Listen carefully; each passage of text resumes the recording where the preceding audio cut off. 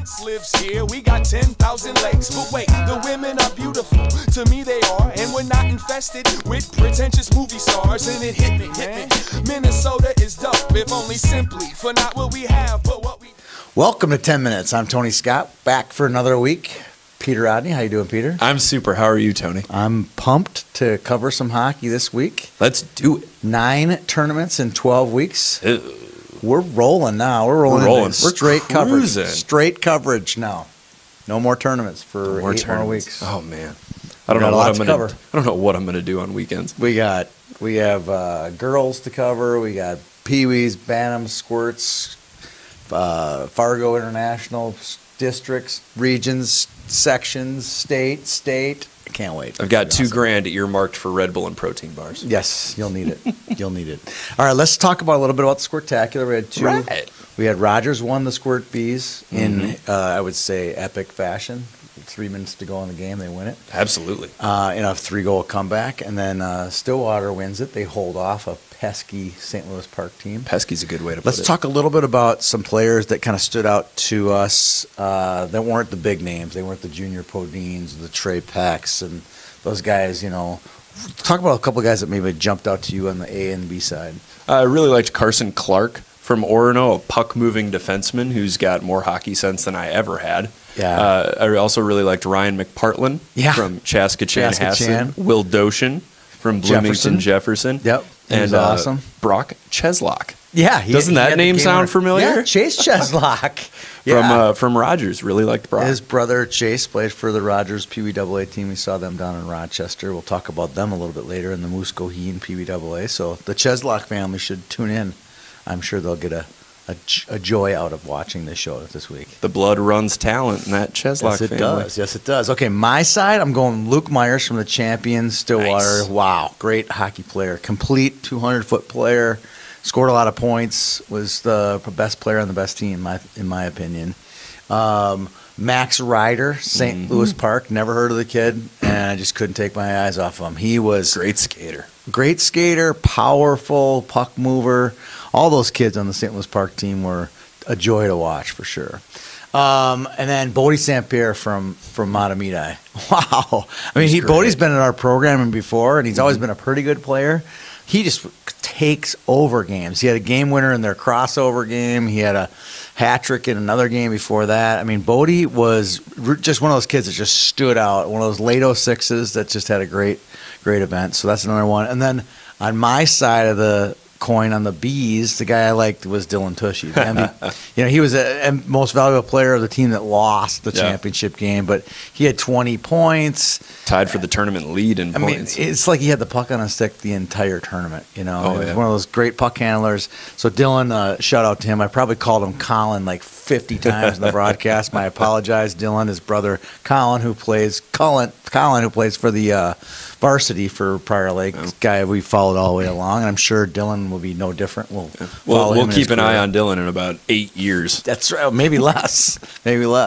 All right, so that's it for the Squirts. Let's talk a little Pee-wees. What happened in the when we weren't paying attention? What happened in the 3 Pee-wee tournaments that we were sort of keeping our eye on? Well, the Osseo Maple Grove Winter Face-Off. Yes. A solid Pee-wee B and Pee-wee A tournament. Edina Green takes down Chaskatchan in Pee-wee Bs. Okay, and how many of the 4 pool winners did I pick correctly? You got 3. Okay, I didn't. Champlin, my apologies. You could have come right up the street and thrown the pie in my face at the Super Rink when you made the. You still Final have Four. that option. No, they don't.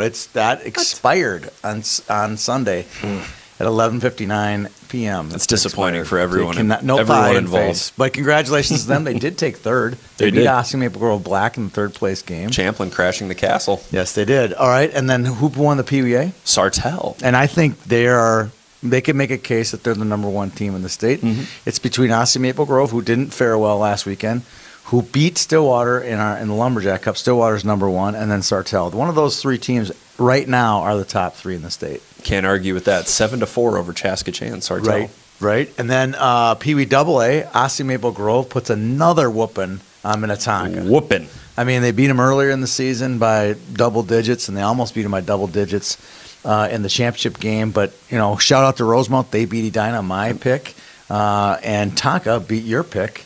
Hermantown. So they did. We didn't fare very well in that. There were some crazy games up in Roseau at the Dick Johnson. And Roseau's kind of a grind. You go up there, you play one game, and then you could have 40 hours between games, and then all you can do is go ice fishing. Yeah. Right. Or you can have 4 hours between games. It's a different tournament. It's a different environment. It's not your traditional tournament. So to make it all the way through that is a definite hats off to Oscar Maple Grove for doing while outscoring the opposition 39-11. That's amazing. That's amazing. Yeah, that is dominance, and they are the new number one in AA. Well deserved.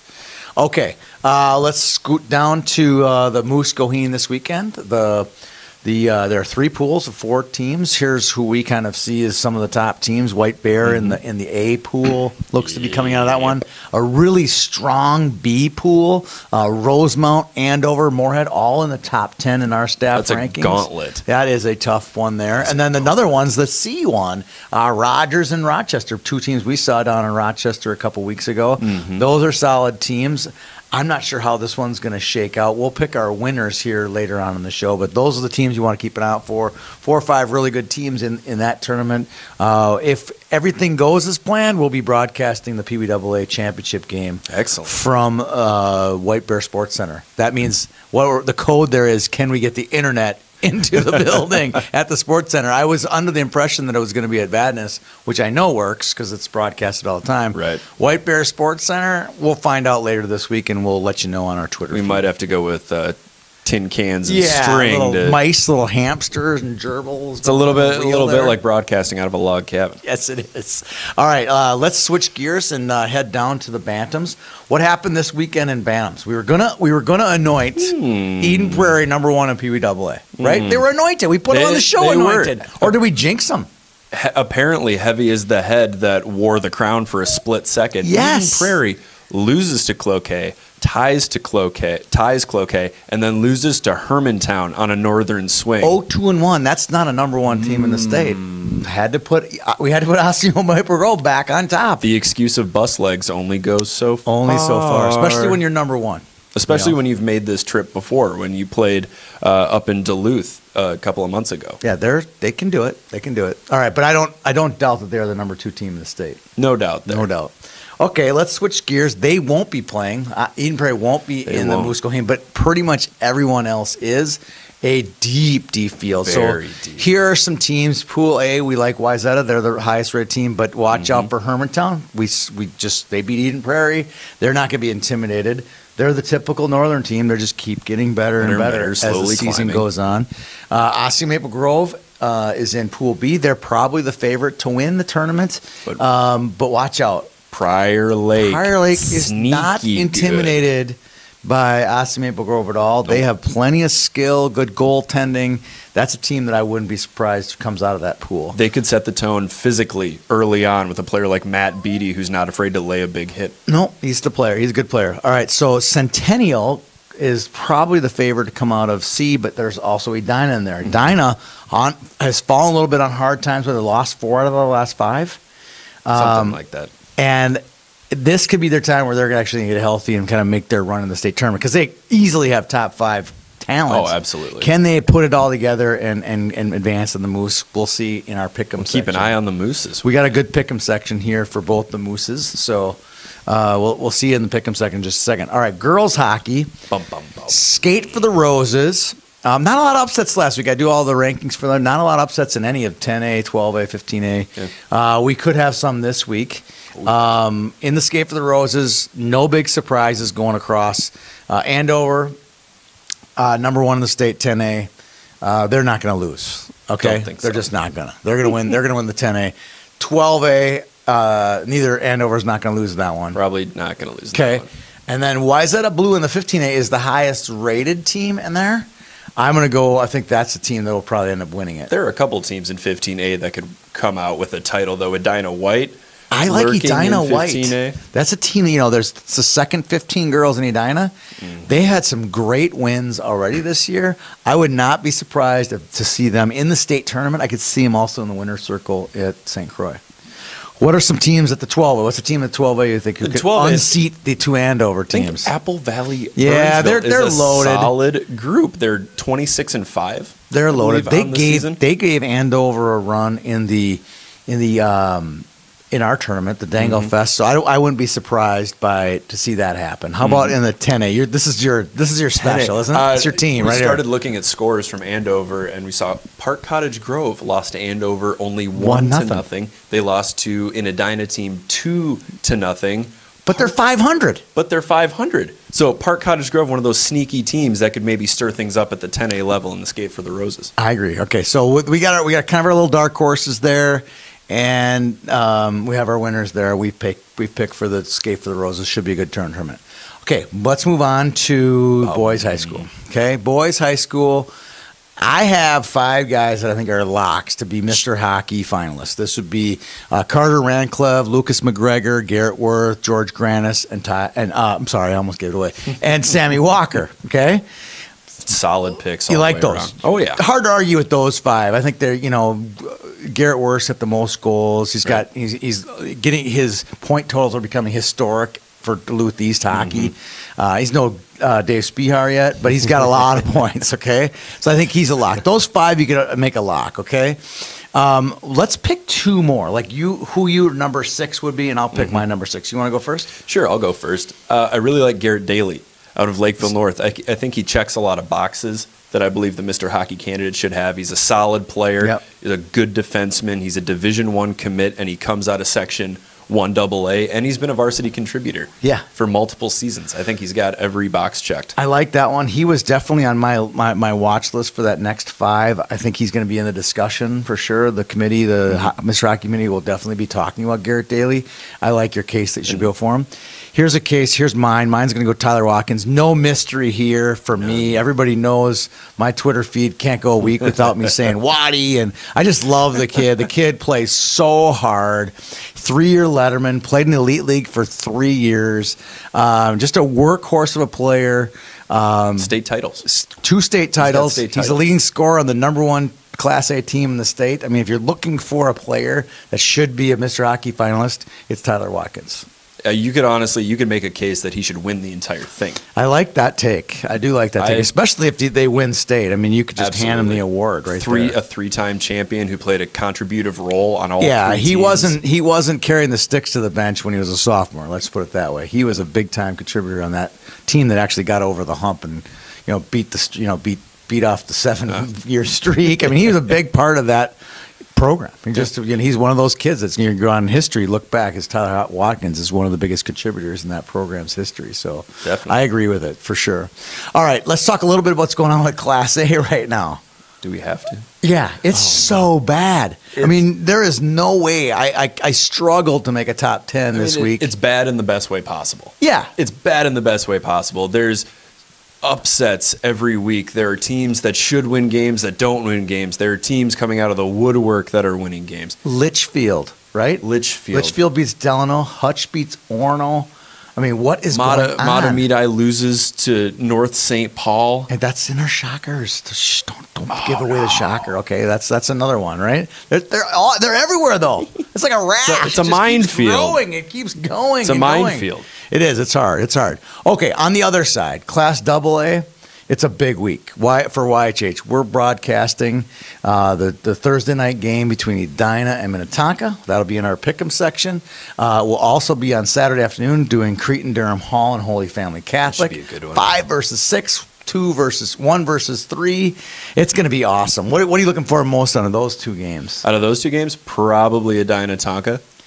Yeah, it's going to be awesome. It's a real shot in the dark. No, but it's going to be awesome. It really is. It should be a great game. Lake Conference, rivalry game. Braemar should be full. It should be full. There'll be a band. There could be an Edina band there. Oh my gosh. The band sighting. The band should be there. At Braemar. It should be there. It'll be a good game for sure. It'll be a really good game. Okay, what about Cretan and Holy Family? I think it'll be a good game, but I do think that Holy Family's got a little more depth than Cretan. I think so too. Well, that's why it's not in the pick'em, but it's still a 5-6 matchup. Saturday afternoon. Sit back. Matt Gleason can make anything happen. Yes. Do not question. Don't pick against Matt Gleason. That's like more fuel to his fire. Oh, too much fuel. All right, let's move down to girls high school hockey. What do you got here? You picked out an interesting stat in the research department. We've got an interesting stat. Right. There are 2 Class 2A top 10 teams. Same conference that have 2 players with 50 or more points. That's pretty incredible. One is pretty obvious, though. Oh, yeah. Gabby Hughes and Annika Windsor of Centennial. Easy, right? They've both had over 50 points. Then you got a sophomore the past from 10 years. A sophomore from Andover. That's pretty impressive. And then Andover is the other team with sophomore Jamie Nelson and senior Claire Butorak, who each have over 50 points. Not bad. Keep an eye on the Huskies. What are some big games this week in girls? South St. Paul and Red Wing. That's a big Class A matchup. A1, yeah. Red Wing gets Taylor Heisey back from her trip to Russia. South St. Paul looking to rebound after an upset loss to Matamidi. That should be a good one. And in Class 2A, we've got... Did you just give away another one of the Shockers? Come on. You're just giving away all of our good content. It is a shocker. It's a shocker. Don't worry, right. we'll dive deeper into it. Yes, we will. Here in a minute. Another nice a Class 2A game that we're all looking forward to would be Hill Murray and Blaine. That'll be a good game. Blaine is sneaky good. They still have a couple of top scorers from last year's team. I think they can give Hill Murray a run for their money. All right. Let's move on to our favorites, okay? So this week's topic, favorite NHL player when you were a kid. Okay, we were a little bit different age brackets, so my player is going to be probably 20 years older than your player, but we'll just go for it, okay? So my player, New York Islanders, power forward. No, it's not Clark Gillies either. It's John Tonelli. He's just the guy, whenever he got his puck on the stick, made things happen. He was had a big shot, made plays, could fight. He could do it all. John Tonelli was my guy. Household name. 800 points. 800 points in his career. 800 points and still got lost in the shuffle of those great Brian Trottier, Dennis Potvin, Mike Bossy, Chico Resch. I mean, that team was loaded. Insane. Loaded. Okay, who was yours? Like Gretzky, maybe? No, not Gretzky, although I did cry when he retired. But my favorite player growing up was Brendan Shanahan. Oh, we both had power forwards. Absolutely. I love Brendan Shanahan. I had a VHS tape called NHL Power Players growing up, and I probably watched it 500 times. And Brendan Shanahan seemed like the nicest guy when they interviewed him. And we also each did a book report on the Iroquois and their role in pioneering hockey in North America. You really had Brendan Shanahan and I are basically So here's a best quick friends. question for you here. So you did a thing on power players, right? NHL power players. Knowing your diminutive stature, why were you pegging yourself to be a power player based on your build? The power players also included Pavel Bure, who wasn't exactly a power He's a powerful forward. skater, though. He was probably my second favorite out of that video. But it was called Power Players just because I think they liked the way it sounded. Okay. It included Joe Sakic, who wasn't exactly a power forward. I thought you had like Eric Lindros and some of those big guys. No. All right, let's talk about the tweet of the week. This one's ours. Okay, you want to talk about it? Or you want me to lay it out there? I'm going to let you lay it out. All right, so tweet of the week. Tweet of the week is a picture of Junior Podine after he wins the MVP award. We pull him out of the locker room to get his picture taken, and let's just say he wasn't very happy. Understandably so. That they had lost the Squirtacular title game. And he took one for the team, and he went out there and he put on the best smile he could possibly put on. And I've gotten 3 or 4 comments from people from all over the state like, man, was that a great picture you took of Junior? Was he a little upset? I'm like, yeah, but he muscled through it. So thumbs up to you, Junior, for taking one for the team. All right, let's move on to the Shockers. What do you got?